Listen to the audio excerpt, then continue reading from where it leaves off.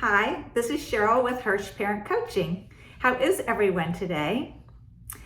This video is going to be a little different. I'm going to share about a book that I've read and what I've been thinking about. And then I would actually like to hear from you because I don't think I have all the answers. Not that I always do, but I often have some good tools for you. So the book I wanted to talk about is Stretch. It's by Scott Sonenshein. I don't know if you're familiar with it or not. I thought it was a brand new book, but it actually was published in 2017. And this book is all about how we use resources. And he claims through his research that we could live more fulfilling lives, more meaningful lives, our organizations could prosper, and that we could have more rewarding careers if we use resources in the most proper way. And what do I mean by that? His hypothesis and what he has done with his research is that when we have constraints imposed upon us, we adapt and then actually benefit from not having a wealth of resources at our fingertips.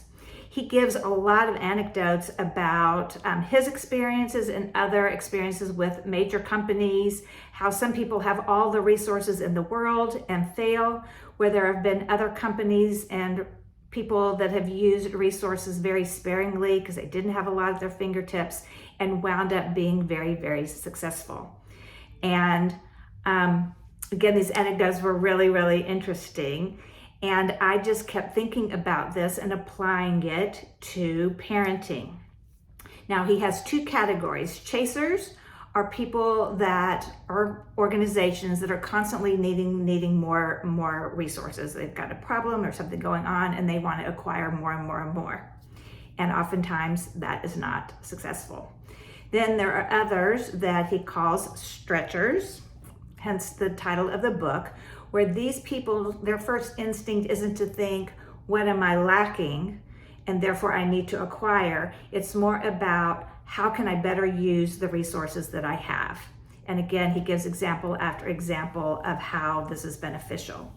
So normally I would be saying to you that you could think about how not to overschedule your child, always have something for them to do, but allow them to just be and figure out with the things they have at their disposal, their toys or whatever it happens to be, what they have, they enjoy if they're older. It won't be toys per se, but how impactful it would be for kids just to be, not be so scheduled, and see what they come up with, because this actually benefits us. It's beneficial for kids to have some time to play and just be and use with what they have instead of constantly being entertained and directed in what they're doing. And I was thinking about how during COVID that there have been a lot of constraints put on children and on families. And actually my question to you is, I know it's been very hard, very, very hard. And I'm wondering if there have been any bright spots of where kids have become more resourceful with what they're doing. Are they getting outside more? Are they being more creative?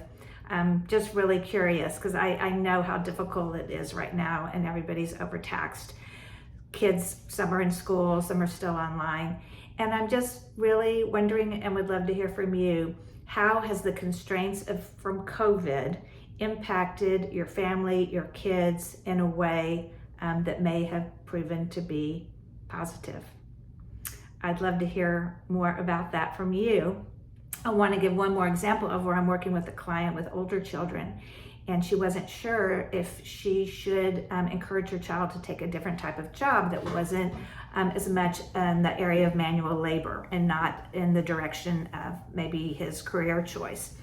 And in this book, they also talk about how having all these experiences actually make you more resourceful when you have different job opportunities, different again, experiences. They said when they have all the same experts on a problem in these large corporations, it could be even in the scientific world, but they have all the same people in the same field working on something, they often are not able to solve the problem. But when they have people of all different experiences, all different backgrounds, the teams actually prove to be more successful, even if they don't have direct relationship or experience with that particular field of what the problem they are trying to solve.